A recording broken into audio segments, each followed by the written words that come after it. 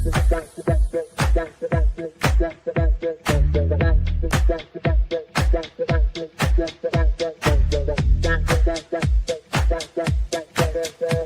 Connections Radio presents. This episode of We Have the Power is brought to you by Classy Communications PR and Advertising. Classy Communications provides public relations and marketing solutions for businesses, professionals, and non-profit organizations. It can deliver the true meaning of your business with press releases, social media marketing, web development, email marketing, book publishing, and much more. Wherever your potential clients are, they can help you connect with them. Visit classycommunications.net to learn more about their suite of services that can help your business stand out from the rest. Classy Communications is your solution for business success. Hey, welcome to We Have the Power. I'm your host, Brian Gardner. If you haven't already, like and subscribe. We are going to do part 3 of being the head of a band. The first 2 parts you might want to look at again, take some notes. I'll go over briefly what I covered in parts 1 and 2. And then today we'll be talking about various aspects of once you get the band up and running.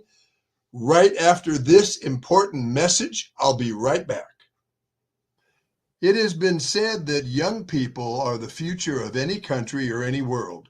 I believe that's true, and if you do, then together we know that we must invest in our young people.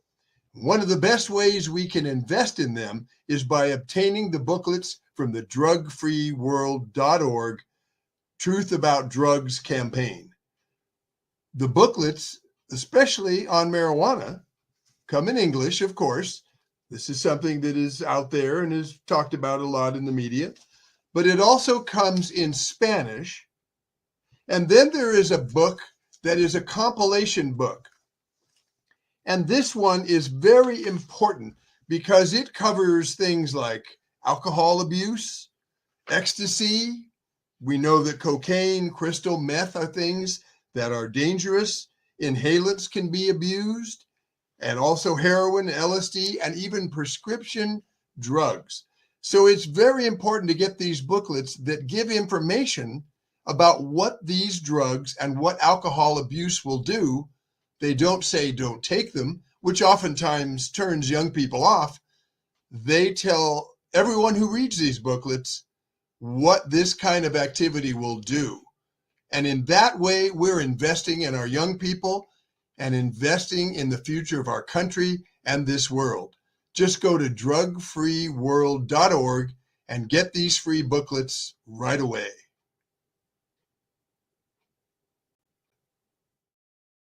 So important to be able to avail yourself of that information. There's another thing I want to mention briefly that people don't realize, that there is an analytical part of your mind and there is a part of your mind that has been called the subconscious mind. It really should be renamed the reactive mind because it reacts to stimulus without any analyzing. And whenever you're drunk or drugged or injured, then that part of the mind comes up in its ability to record information with no analyzing, and your analytical abilities are somewhat suppressed. So that can be a bad situation, especially if things are said around you while you're drugged or injured. And any of those things can take on a command value later. So that's another dangerous aspect of using drugs or being drunk. And especially if you get injured or if someone like says something around you that has a command value, that can then be impressed upon you later in a similar situation.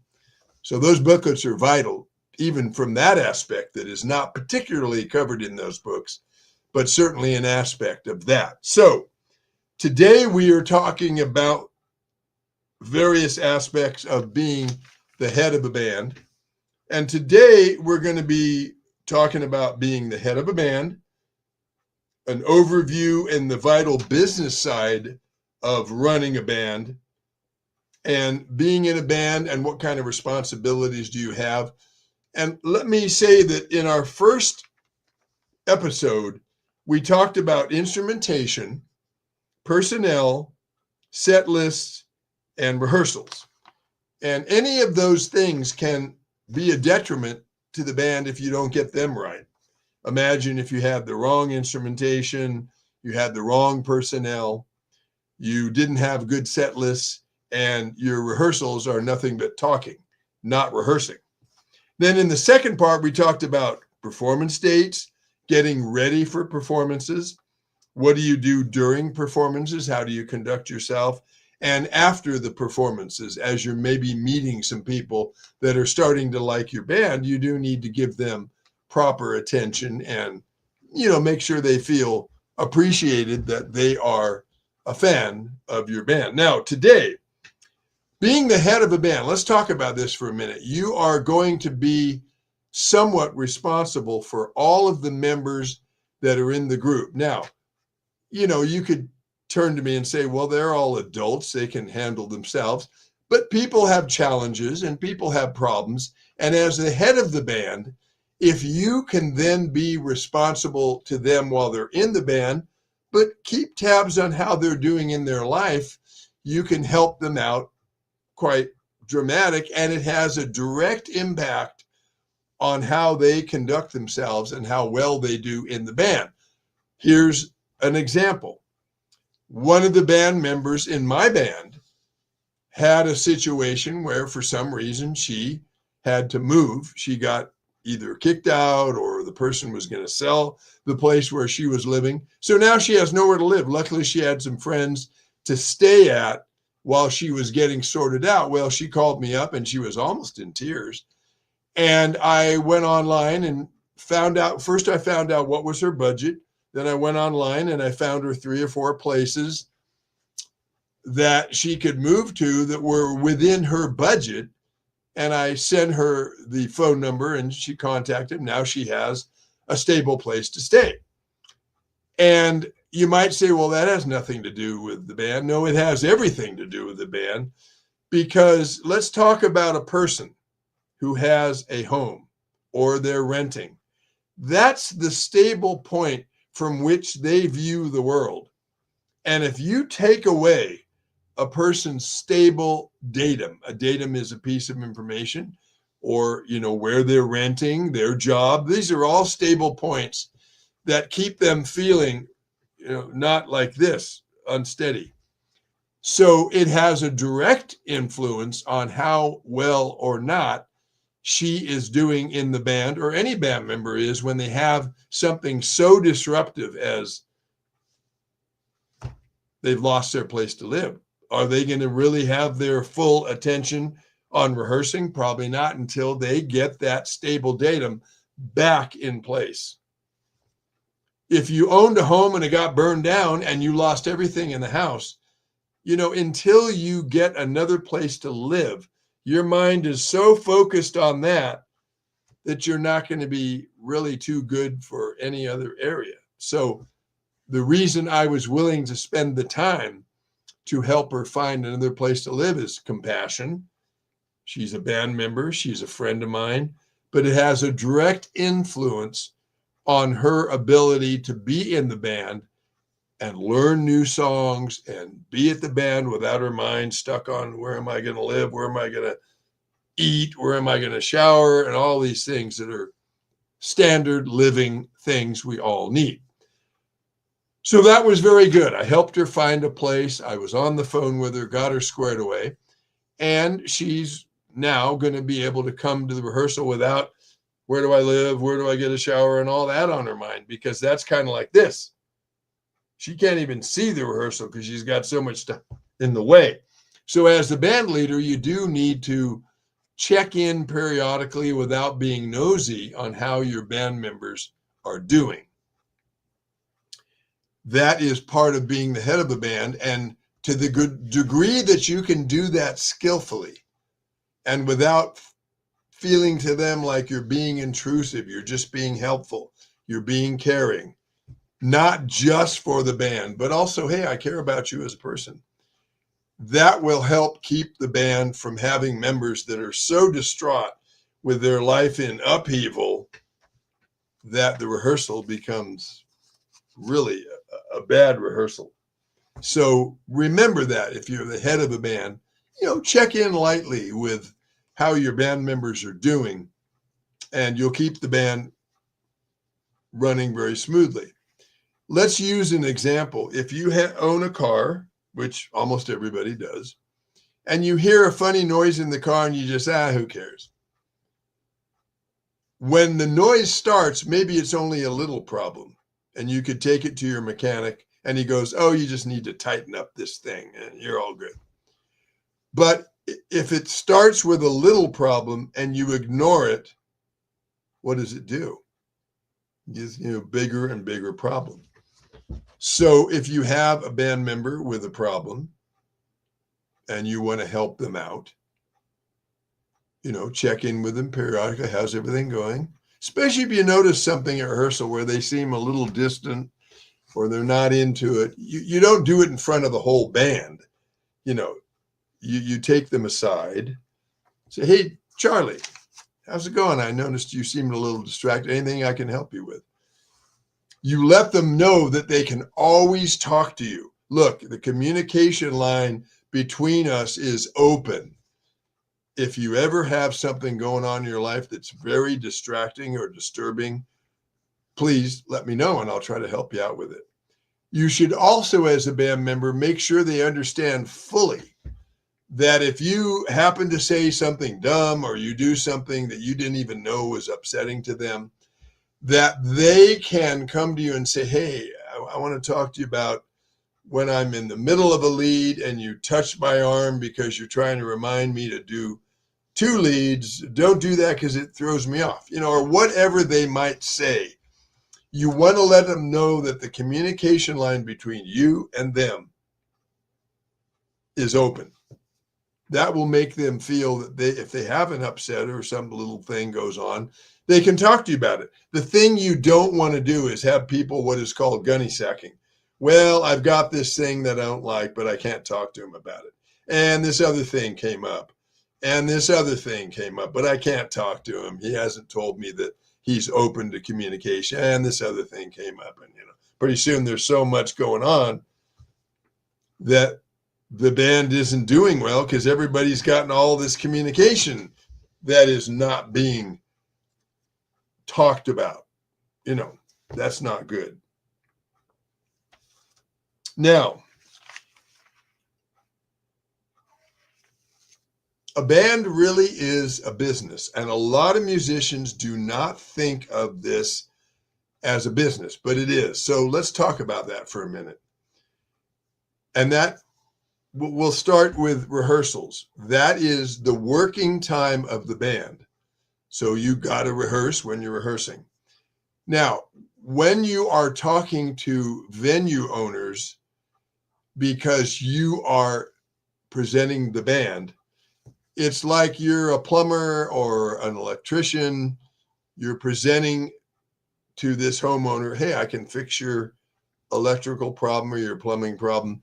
If you can be, now just, if you're watching this at whatever time you're watching it, either put this into your mind or jot this down somewhere. If you can become a problem solver for the venue owner, who is he going to hire next time? Is he going to hire the person that creates a problem or the band that is a problem solver for him or her? If you make it difficult for this venue owner to reach you, every time I call ABC band, I have to leave a message. They never get back to me. They never pick up the phone. When I try to email them, I never hear back from them. Now that venue owner has to remember that he called you, remember that he or she tried to reach you. You get a venue owner calling you, you want to call back fast. Hi, Dave with ABC venue, bar, dinner house. What can I do for you? Hey, I heard that you called, If they tell you something specific about, I like to be called back on a Wednesday, that's when I work with bands, on a Wednesday. Man, write that down. Because if you then call on a Tuesday and you try to talk to him when his job is something other than booking bands, it's going to make him frustrated with you because you didn't remember that on Wednesday, that's when he likes to hear from bands. Write that down. You should have a sheet for every venue, or if you want to use electronic means, have a section where you can write down whatever the venue owner says.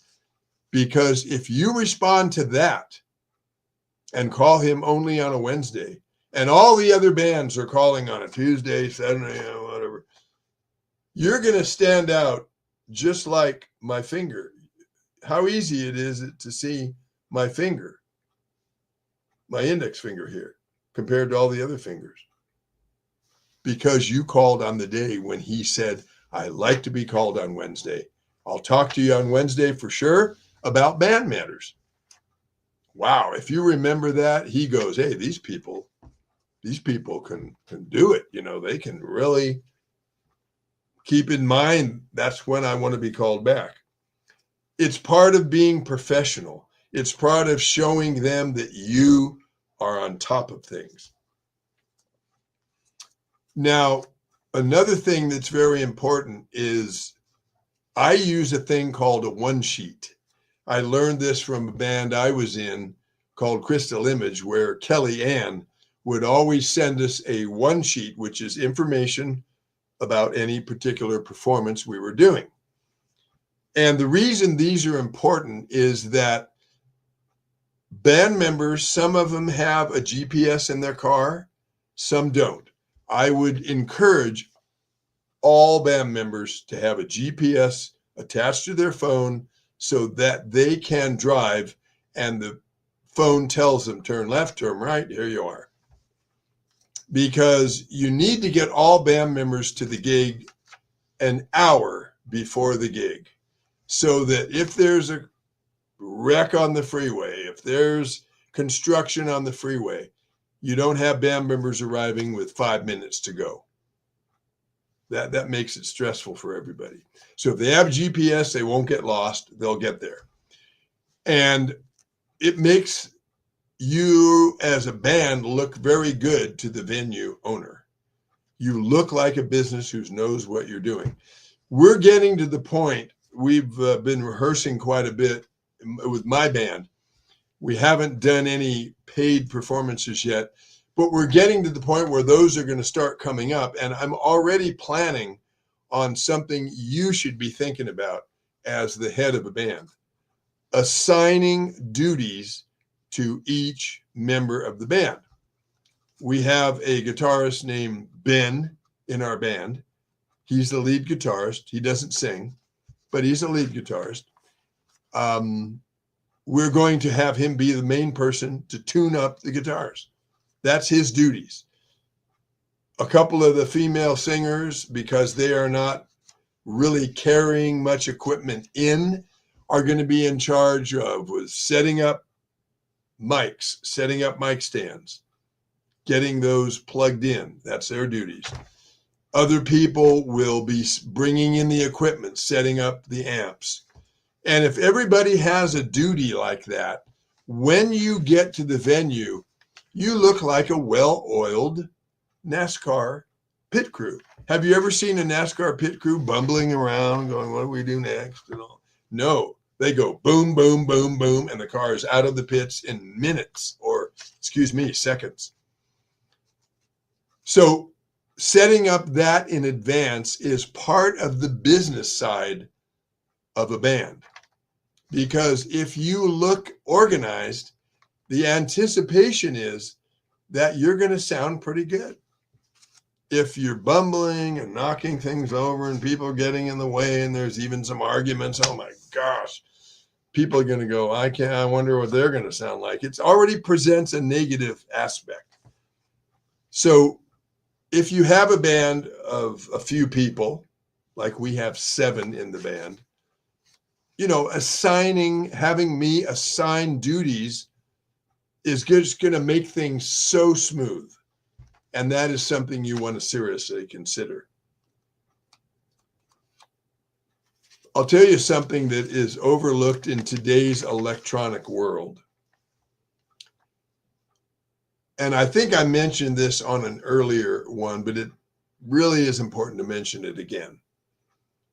We played a performance in Henderson.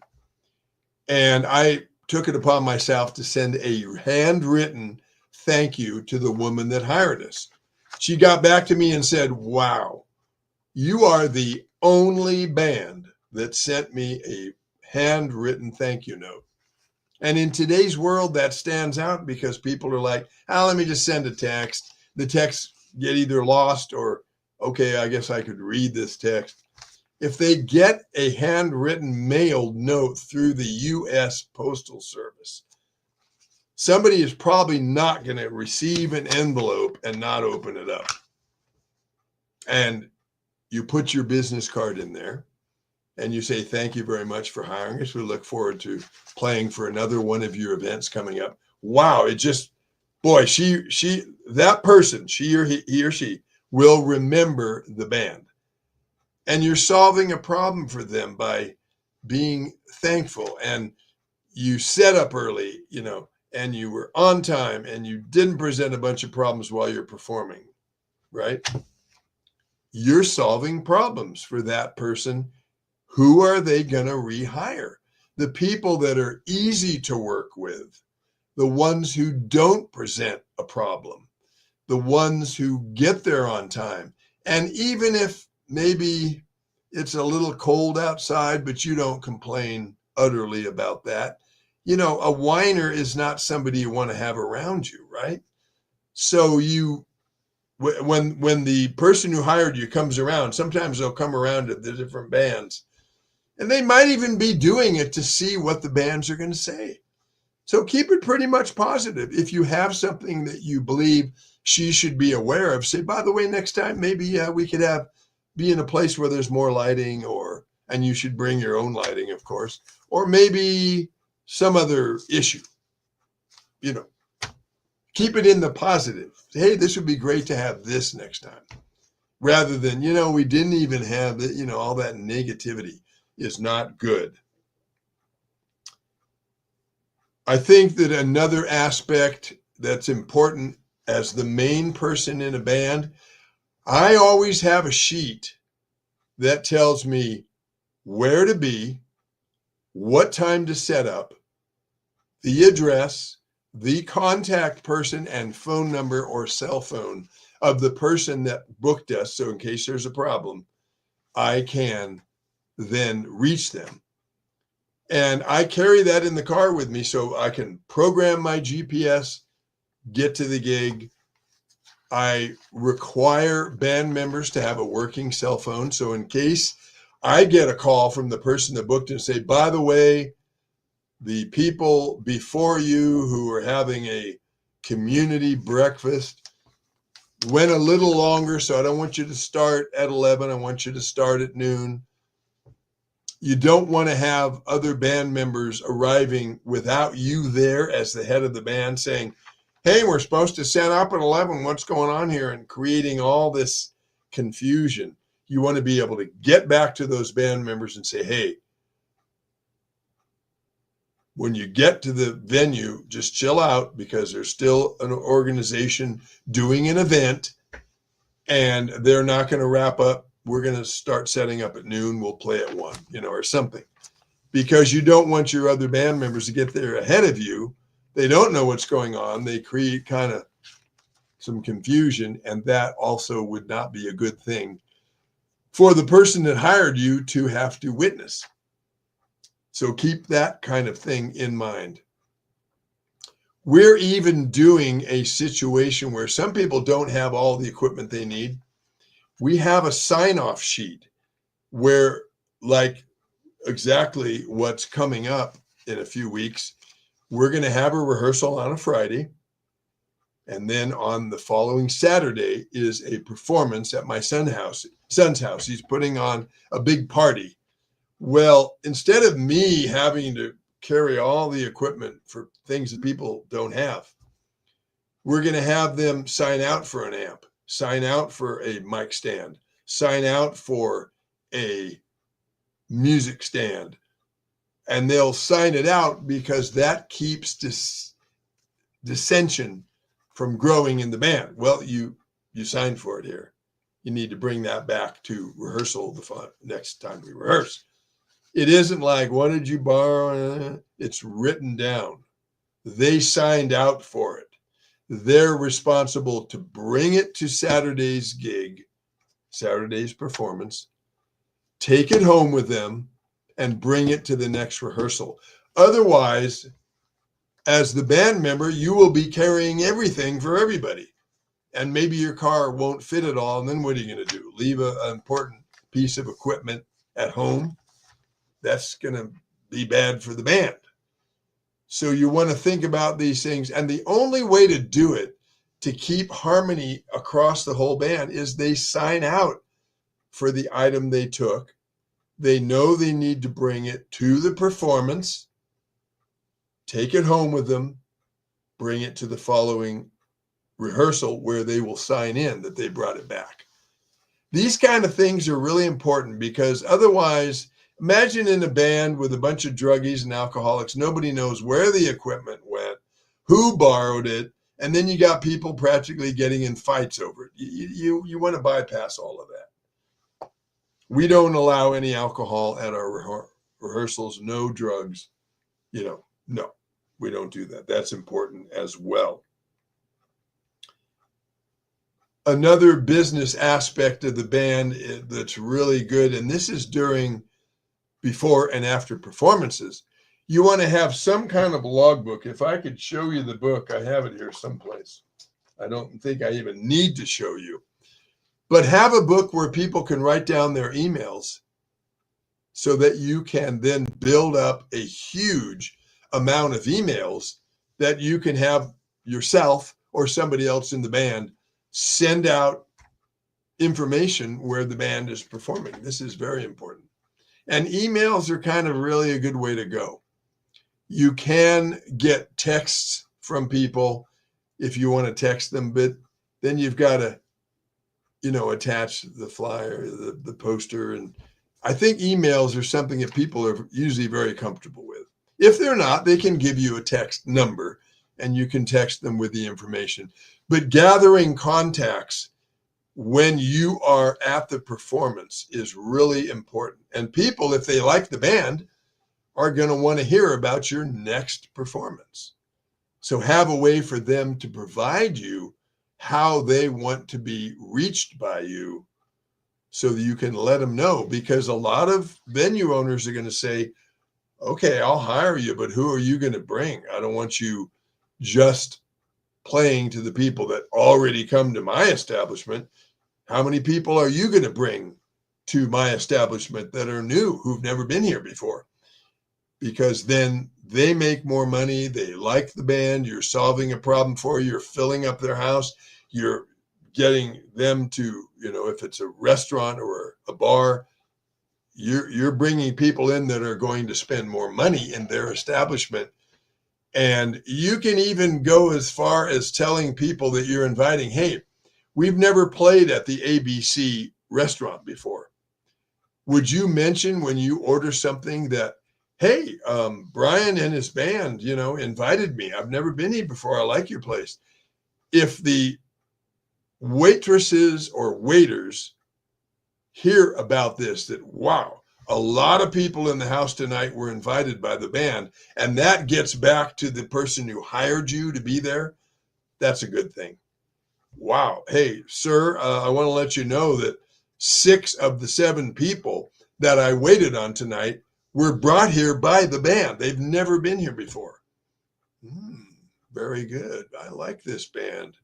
They are, hire them again, man. They're bringing people in here. And we did really good the night they were here. He looks at the receipts and his waiter and waitresses are telling him, yeah, they brought a lot of people in.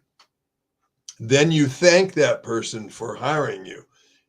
Now, another good thing, we're getting toward the end of the program for tonight, but another good thing is that when you're communicating with the person that hired you, there's a little tricky thing you can do when you say, well, we'd love to play there again. Okay, well, I don't really have my calendar in front of me, or maybe I have my calendar in front of me, but I'm not sure.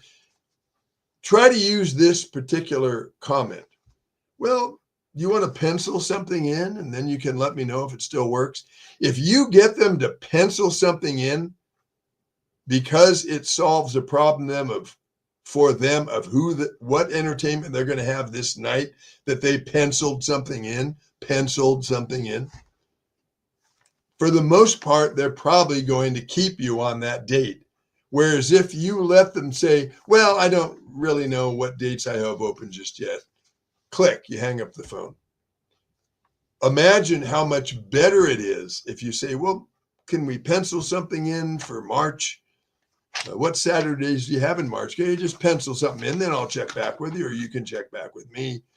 If you get them to pencil it in, I think pretty much you have a good chance that why would they look for another band to pencil it in? They got you, you're available. You told them you're available on that date. It's a wonderful way to move things along. And again, the overall comment that I've made in today's segment, become a problem solver for them.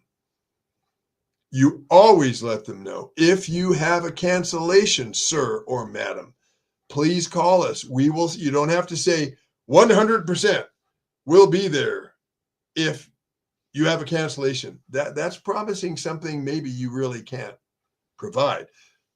A better wording is, if you have a cancellation, boy, give us a call. We'll see if we can help you. Now, if they call you and they have a cancellation, you say, 2 of my members are ill, or 2 of my members are on vacation. They'll understand, because people go on vacations. And you haven't promised that absolutely you can help them with a cancellation. But you got them to call you. And you say, please call me again next time, because, people don't take a vacation every week. So you don't have to tell them that, but, they'll know that. But you word it so that you're never promising something you can't deliver. Don't get into that, because that creates an upset with them. You want to always keep good communication with the people that are contacting you. Now, like I said in the last show, if you have any questions for me, bgardner2323@yahoo.com. BGARDNER 2323@yahoo.com. And I'll try to help you if you have any particular question, as long as you don't send me an ad for the next best vacuum cleaner or try to take up my time by selling me something. Just email me if you have a question about running a band, being in a band, and I will try to help you. I have been playing music since 1969. I have a lot of good solutions to problems that come up, and I will be glad to help you. And tune in next Thursday at 5 p.m. for another segment of We Have the Power. Thank you for watching. Good luck. If you are ahead of a band or in a band, review my last 2 episodes. Perhaps there's something there that can help you, because more music out there is good for everybody. Thank you for watching. PR Connections Radio thanks you for watching this podcast. Check out more episodes of this show and our others at prconnectionsradio.com.